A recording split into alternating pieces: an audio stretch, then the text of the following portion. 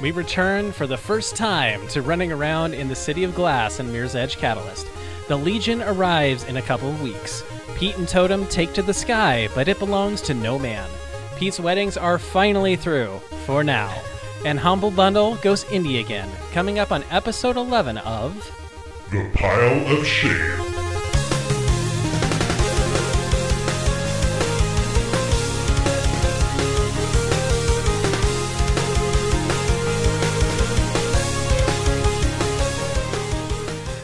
Gamers of all kinds, we know that struggle. The overwhelming pile of games to still beat. Conquer that pile and don't quit. Today's August 18th, 2016.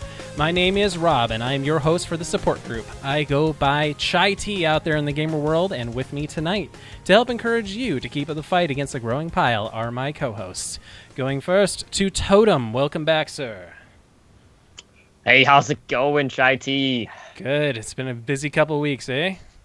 Oh man, there's just way too much going on right now. I don't like having to pick and choose what game I'm going to play when I need to play all of them. Right. All right, and it's just not. Other returning co-host, Pete. Welcome back.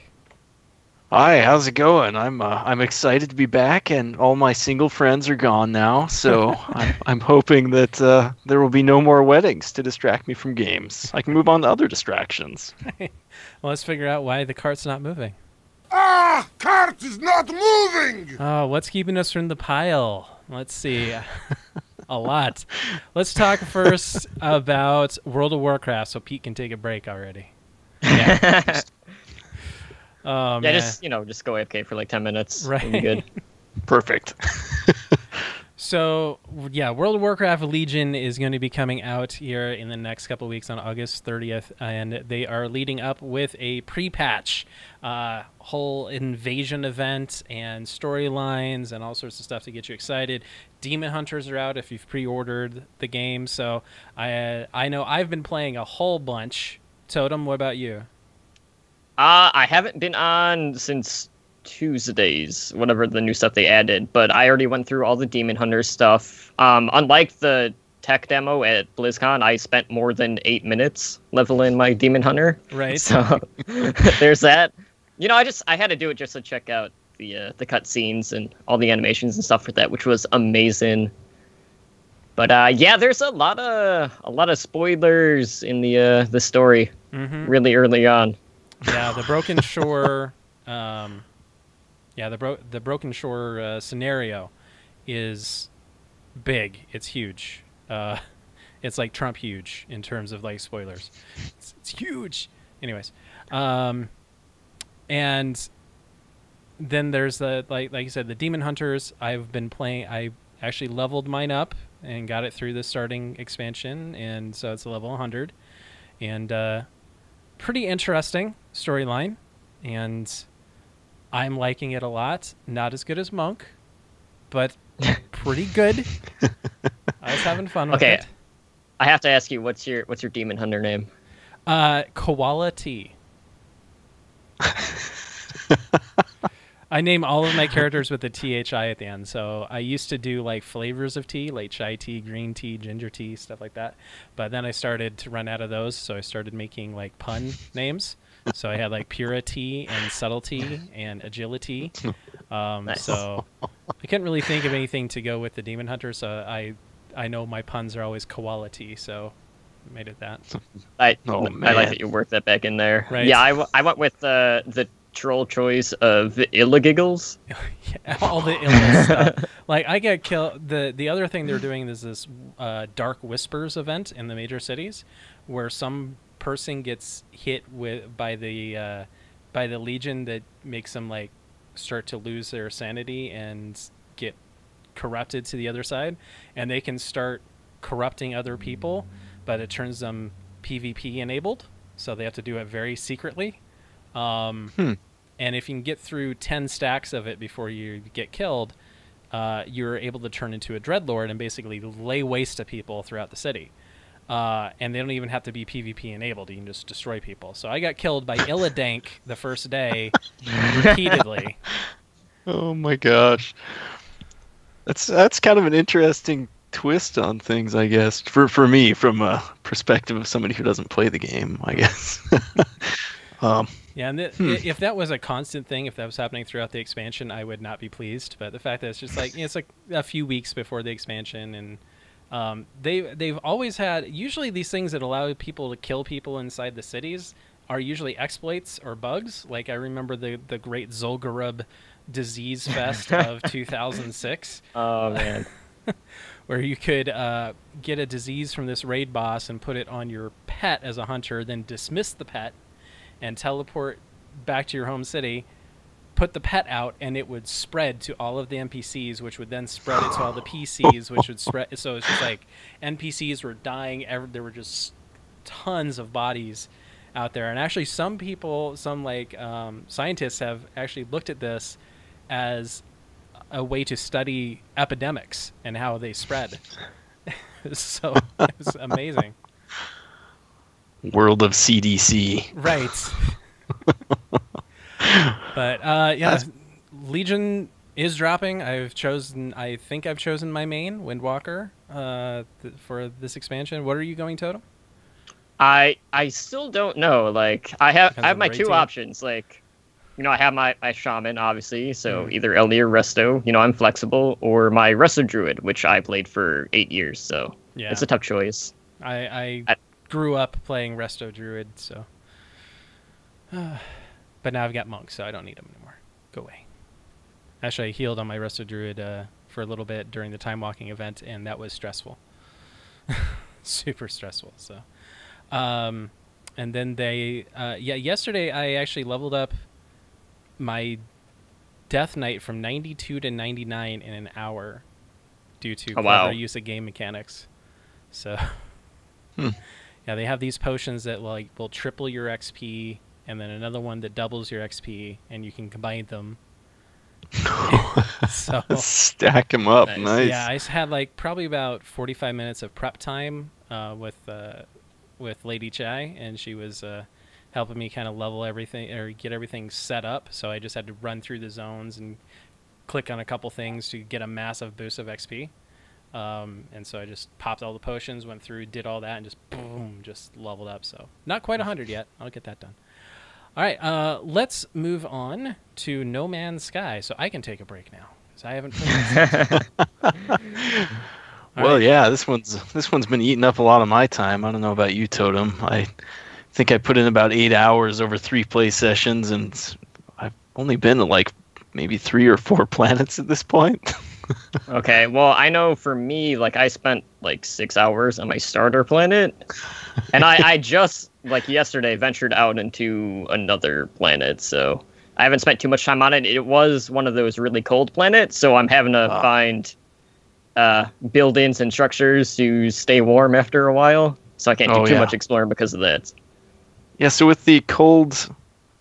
So every time I played it twice. I started on my friend's PS4, and then I bought it for PC. And in both cases, I've started out on these corrosive rain planets. So I guess in those cases, you have to charge your suit constantly with stuff. Is it the same for the cold, like the temperature stuff? Yeah, basically there's like a thermal like bar that you have to just recharge. Okay. All right, so it's similar. I wasn't sure if like you actually had to find structures or if it was going to be... Yeah, and here's the thing. Like, granted, I haven't really explored this planet all that much, but I have not found a single structure other than, you know, my ship. So no. I don't know if there's a workaround for this for me other than, you know, just gather in before I die. Okay. I guess, yeah, it's it's probably pretty likely that there are planets like that. I mean, I think the one I just landed on, I haven't seen any animals at all, but the previous one had all kinds of bizarre animals, including these weird tendrilled things that were not happy with my presence and wanted to kill me. But yeah, I guess it's what are you thinking of it so far? All right, so going in, I was not sure whether or not that this was going to be a game for me. Because I bought this like a week after the game launched, and I heard about all of the PC issues. I did not run into any of those issues, so didn't have to update anything to get the game to run smoothly. So I know there's been a lot of outcries amongst the community about that, and they're they have a build coming out pretty soon to help fix with that stuff. That's Yeah. on Steam already, if I'm not mistaken, for the experimental stuff. Oh, I didn't But see that. I just don't know. Like, for me, there's too much gathering for my liking, so it's just hard to say. Like, I'm enjoying the game, but only to a certain extent. So I guess it really depends on how much I'm actually having to farm in order to upgrade either, my inventory slots or buying a new ship or whatever. Yeah. So I don't know. There's a fair bit of that, but sorry. From what I've been seeing, it's a lot more just basically exploration, like trying to just explore planets and find stuff. It's like there's no storyline, right? Oh, there is actually.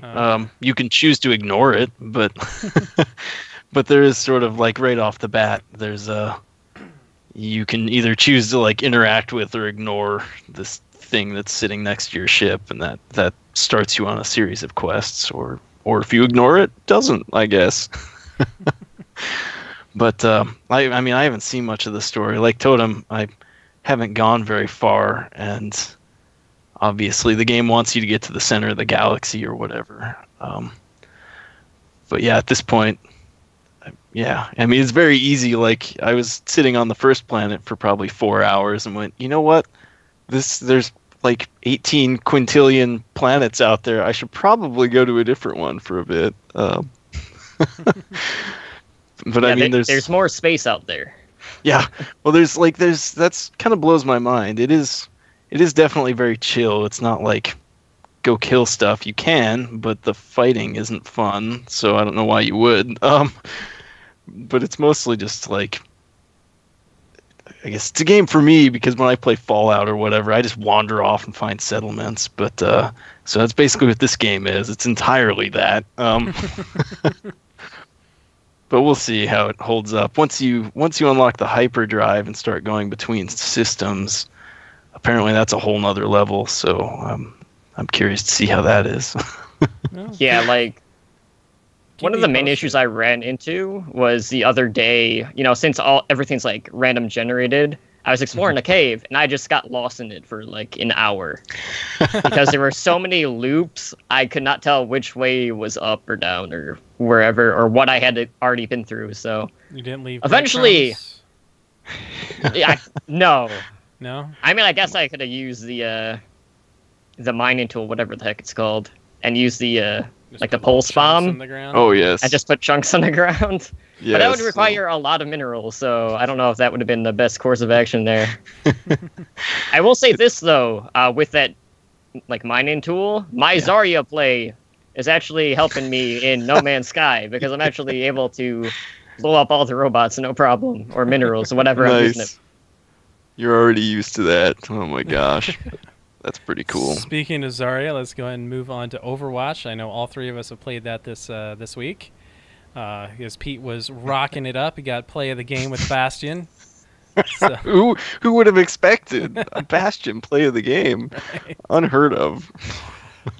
So the first season competitive play has come to a end. I got about, I think, 80 credits, so I'm halfway there to my weapon. We'll see. My golden gun. When does that unlock? That's it. When can you buy that? You need 300 credits. Well, technically, it's going to be more because they're multiplying it by more. So, yeah, but all of your credits are going, when Season 2 starts, are going to be multiplied by 10. They're doing that because they're putting draws in the game. So they want to be able to still reward you for a draw instead of getting 0. Since they're adding draws in. So competitive should hopefully be a lot better this time around. Half of my games seem to have been determined by coin flips, which is not fun. So coin flips are no longer a thing. Yay! So we'll see. That's good. Yeah. I haven't played any competitive, although I haven't played very much at all, which is like obviously level 10 when we started playing again. So I apologize for my atrocious play, but I'm still getting used to everything. It's I don't know. It's it's all still new and exciting, and everything's been rebalanced since I started. But it doesn't matter because I hardly played anything. And they're doing a lot of balanced stuff for the next patch too in the PTR. So Diva's getting a slight nerf, Zenyatta's getting a slight nerf, Mercy's getting a major buff. Genji's getting a nerf to Genji's his getting ultimate. Yeah. And Hanzo is getting buffed back to how he was before, and it's going to be terrible. Yeah, everybody's going to be playing Hanzo. It's going to be nuts. I like it because I'm terrible with them. So this will actually let me spam more arrows. So yeah, plus it's not going to be as much of an arc when you're shooting the arrows either. So that will definitely help me out a lot. Yep.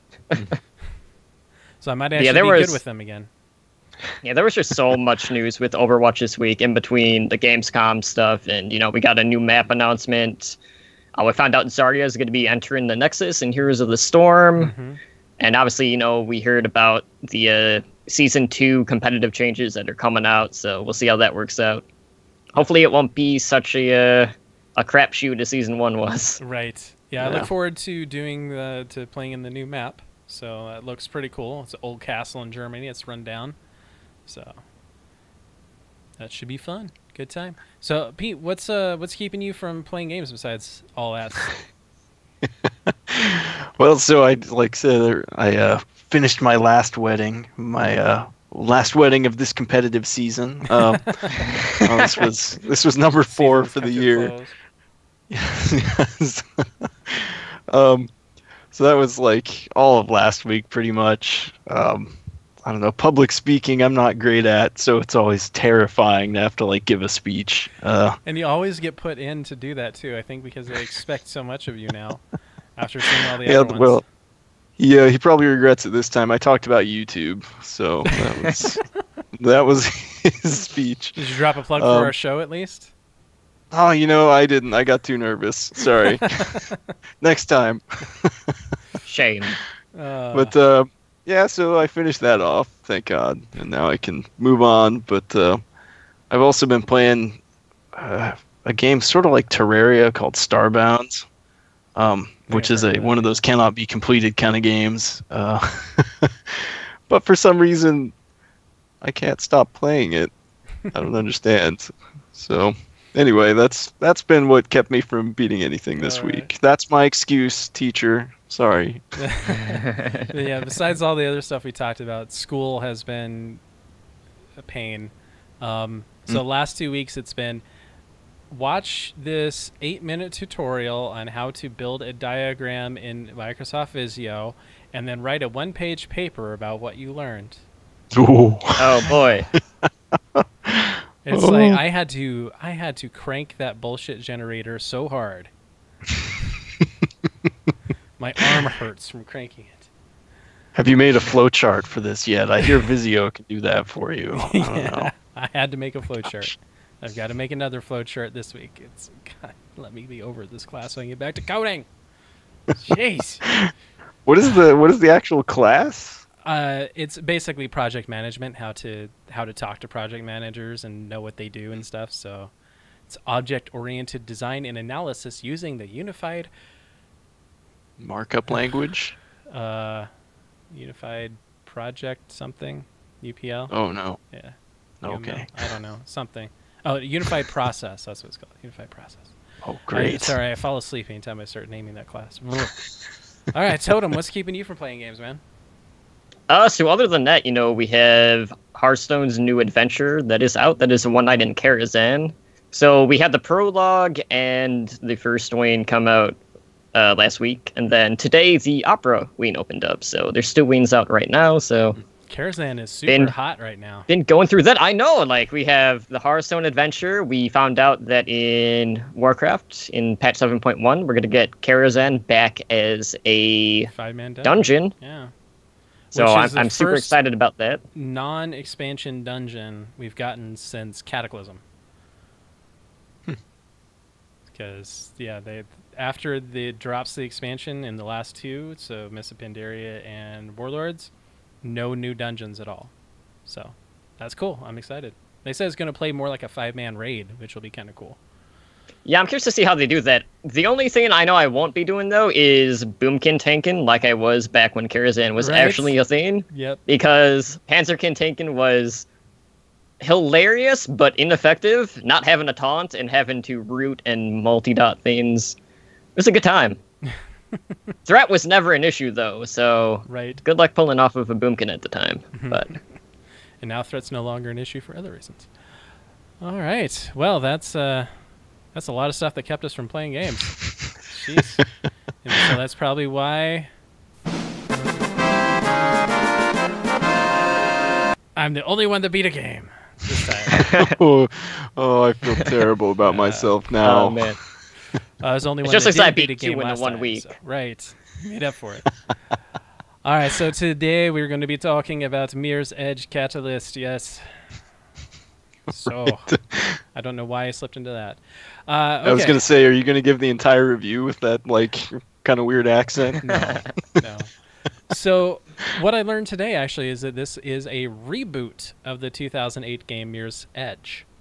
So, Mirror's Edge Catalyst keeps some of the same characters, but alters the story of the original. When you start the game, you play as Faith Connors, the same as the previous game, but now you're getting released from juvenile detention. And the events that lead you to being put in juvie are part of a comic called Exordium that's available outside of the game. But unfortunately, without reading it, it does leave some holes unfilled in the plot. So this really should have been included in a short montage before the game started. I mean, it's cool that they're adding to the universe, having comics and stuff, but yeah, I wish it would have been involved in the actual game. Yeah, it's a bit of a bummer if they make it mandatory to. I mean, it's neat to have an expanded universe, but well, was this like a digital comic or was this like just paperback? It was, I think, both. I know it's digital. I don't know if it's paper. Okay. oh, all right. So the gameplay is what you play Mirror's Edge for, really, because it's a refined version of the original game. It allows more freeform running using the context of what you're approaching and or touching. Changes what the buttons do. So for running, you have two main buttons. You have L1 for upward motion, L2 for downward motion. If you're free running, for example, L1 will just do a jump, L2 will do a slide. If you're approaching an obstacle, L1 will vault it, L2 will slide under it, etc. So as you go through the game, you gain access to certain tools like a grapple hook that will augment your abilities in certain situations. Overall, the parkour of the game is an improvement over the original, which is really good. There were a few moments later in the game where I wish you had slightly better control or that it auto-targeted things better, as I ended up falling to my death several times where I felt it wasn't my fault. And the punishment isn't bad, but it's about 5 to 10 seconds of loading screen, which is just frustrating, especially when you're going over the same section repeatedly. You're like, God, you have to hear the same dialogue repeatedly. You're just like, shut up, let me just get back and do it. So it was kind of infuriating. It's supposed to let you. That gives you time to reflect on how you're a terrible person and you shouldn't have not jumped on that building. Yeah, it's not me, it's you. Right. That's what you just have to keep telling yourself. Right. So one annoying part of this game is the social components, and I put social in big old quotes. So after a certain point of the game, you're able to lay down challenges in the forms of runs. So get from point A to point B in the shortest time. And also, I forget what the actual game terminology is, but it's just basically points of interest. If you get to a hard-to-reach spot, you can mark it on the map for people to show that they've been there. So you reach there and you hit a button, and you get added to a list of people who have been there. These all show up on the map globally, and the icons get littered everywhere. So kind of like Bloodborne.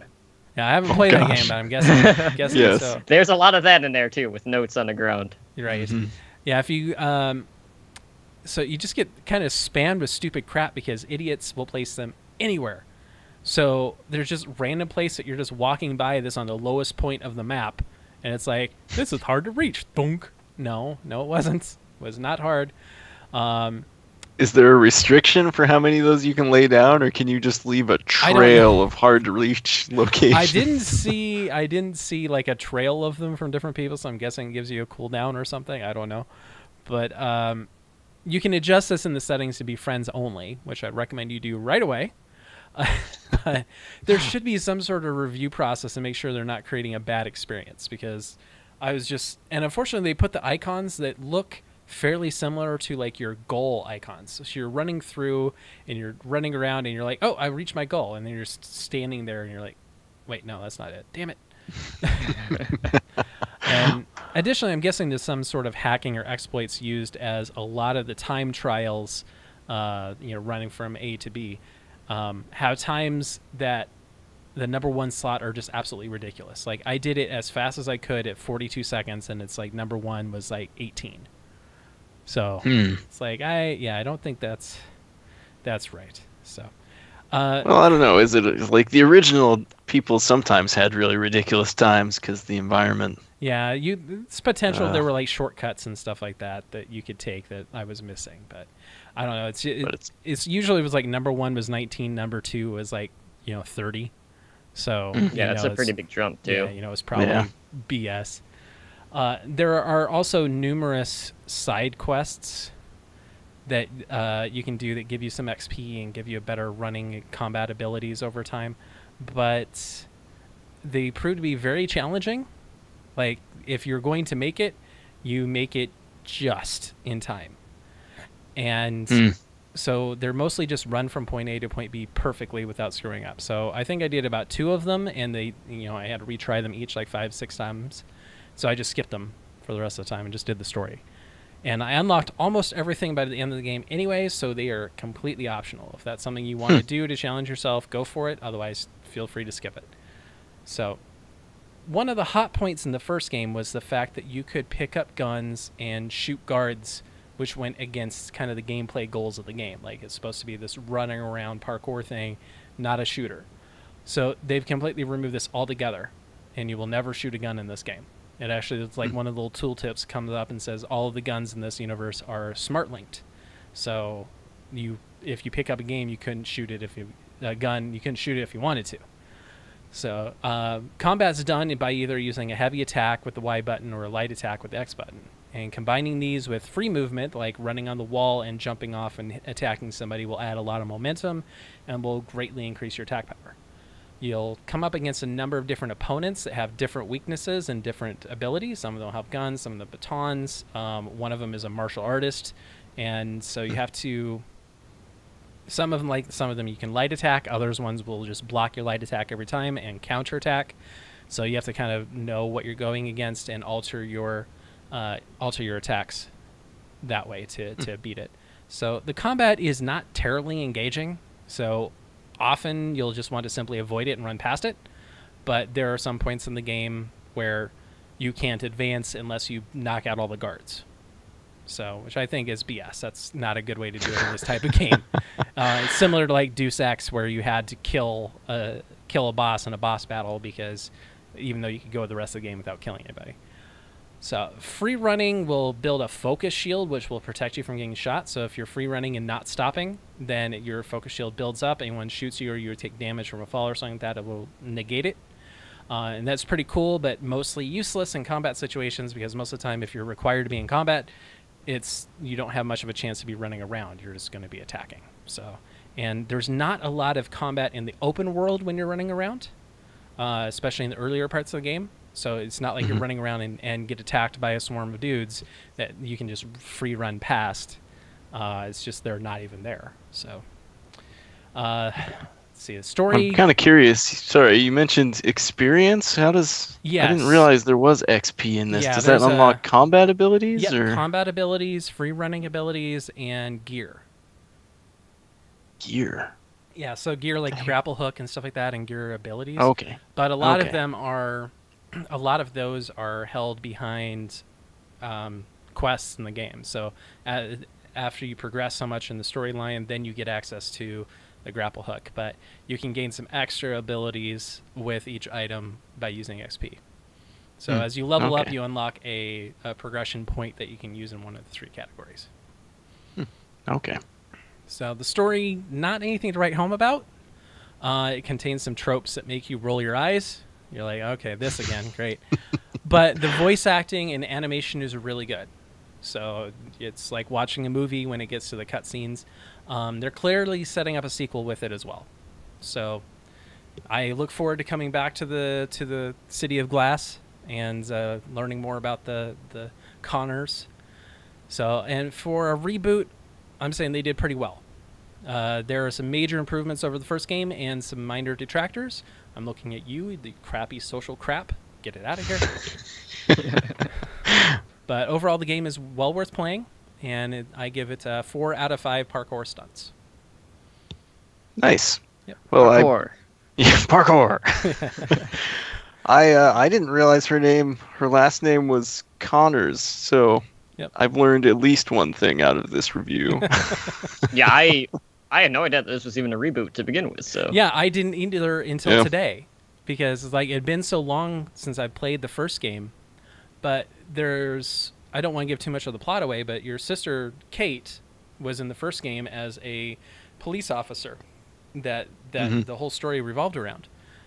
And you get like partway through the game and you find out Faith doesn't know who her sister is. And you're like, wait, what? What's going on? I'm very confused. And so I relooked. Amnesia. Yeah, I looked up the storyline of the first game after I completed the second game. I looked it up today as I was writing the review. I was like, this makes no sense at all. What the hell? And I looked up and it's not a sequel. It is a complete reboot. So I thought it just picked up a few years after the events of the first game. Not the case. Not the case. That is interesting. But I can definitely tell they're trying to build this into like a trilogy type game, like an anthology type game. So, and I look forward to playing additional ones as they come out. Eventually. Yeah, watching that video makes me want to get back to playing it now. Yes. Yeah, I thought for sure I would get like nausea playing it, but it works out quite well. They do the good. parkour running very, very well. So let's figure out what we're adding to the pile. So Oh no. Deus Ex. I was just speaking about Human Revolution. Its sequel, and this one's actually a sequel, is coming out next week on Tuesday. Mankind Divided, and they came out with a mobile game now called. I don't know if this was originally named this before Pokemon came out, but it's Deus Ex Go.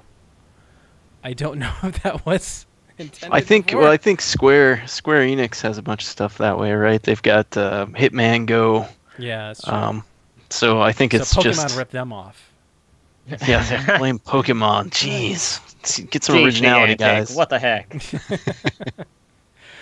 So I would probably, since I know Legion is coming out August 30th, I'm probably not going to pick this up right away because I know I'm not going to finish it.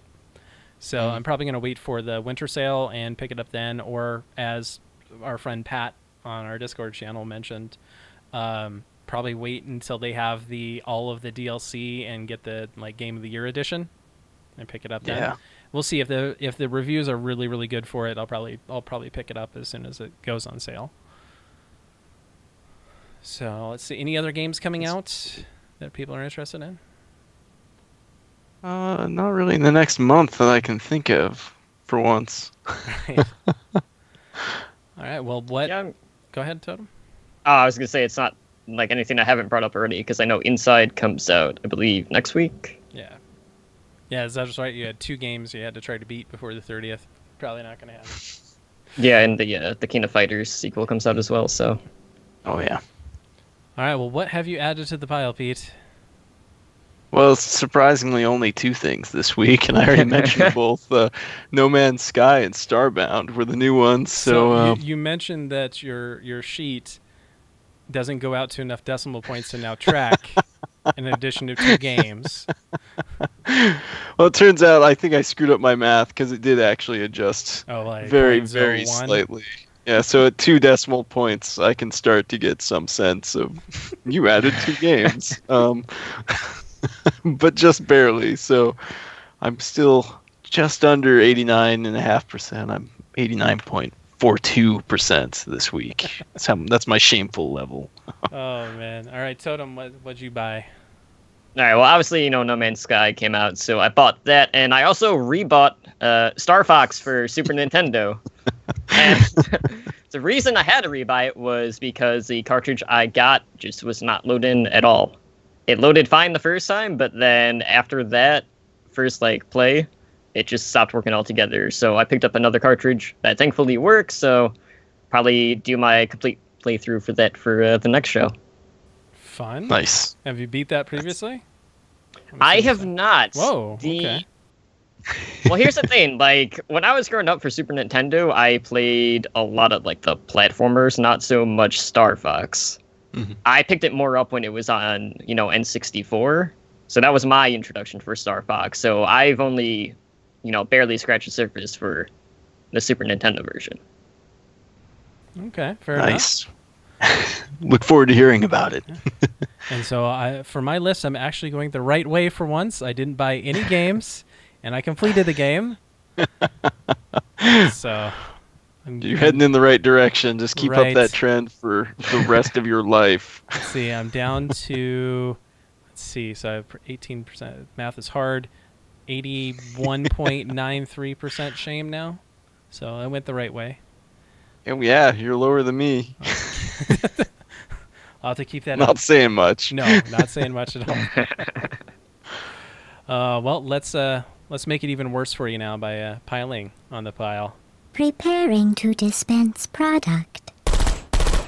Your business is appreciated.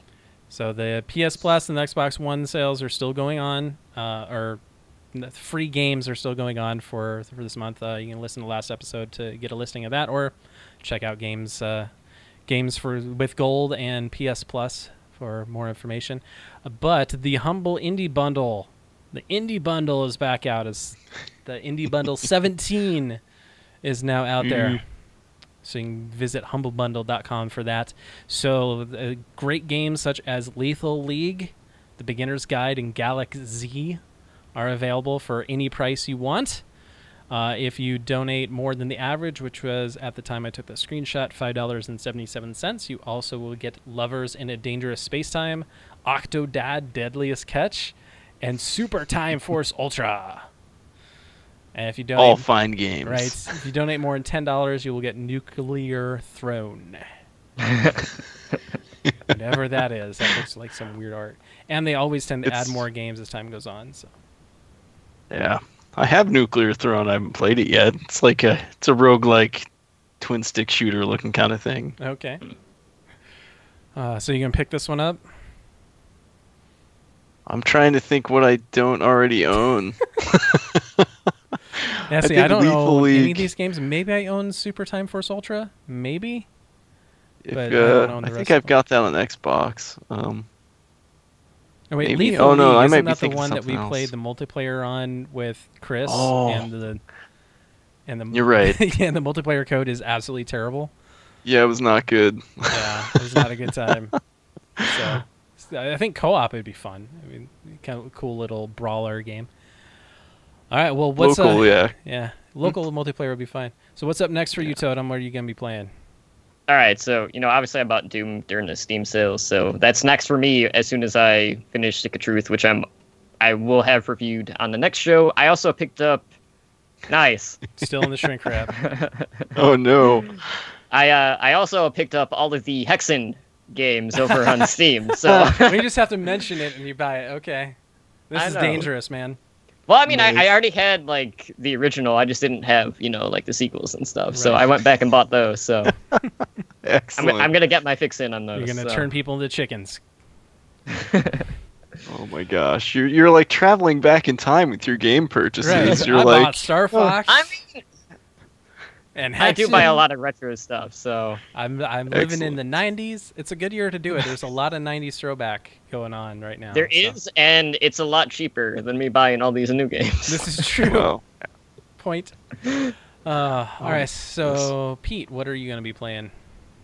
I can't even think of what the next game is beyond No Man's Sky. I think I'm going to be playing that game basically forever. So yeah, No planet. Man's Sky. I'm going to be gathering Thamium 9 from dawn till dusk. I don't know. That makes sense if you play the game. Sounds really... So I'm going to go back and try to work on Last of Us, see if I can get that beat before the next podcast. But Legion coming out, so probably not. Yeah, good luck with that. Yeah, probably not. Act quickly. Right, I do have pretty much all of Saturday where I can play, so I'll probably be playing that a lot then. It's a commitment. Yes. Yeah, probably one of the best written games in the past 15 years. Yep. I'm enjoying it so far. but some of the combat is annoying. But it's like you mean challenging. Right, yes, challenging. We'll go with that. Hanging upside down, trying to just shoot zombies as they come running at you with a controller. Super, super challenging, yes. Oh my gosh. Man. Well, if you guys would like to game with us, you can find links to all of our different gaming profiles and more in the show notes of each episode at poshame.com. My Heroic Raid Team Rolling Thunder is seeking some good players for Fridays 5 to 9 p.m. Pacific Time on Airy Peak US for World of Warcraft Legion raiding. So if you're a Legion raider, check us out. And Pete, any shout-outs? Sure. Well, I was just going to say you should come visit the stream for whatever Wednesday gaming whenever I'm not at weddings, usually at about 7 p.m. Pacific Time on Wednesdays. So I hope to be more consistent with that. All right, Totem? All right, well, I do want to give a shout-out to one of my Overwatch buddies, because he accidentally got his team disqualified during a tournament for sharing the wrong battle net on the tournament site. So, yeah, I had to troll him pretty hard about that, but... oh, no. But you can come try hard with me over in Overwatch at Totally Drunk Pound 1819. All right, and to get in contact with the show, you can email us at show@poshame.com. Pete, how can everyone best reach us? It's a mystery to everyone except me. You can follow us on Twitter. Rob is at @the_chai_t. That's THI. Pete is at Fighting Viper. Totem is at Totemly Drunk CTR. And you can follow the show at poshame. All right, conquer that pile. Don't quit. We're going to be back in a couple weeks with more games to add to the pile. Until then, don't get smothered by your pile of shame. Good night, everybody. Later. Shame. I rolled a 20.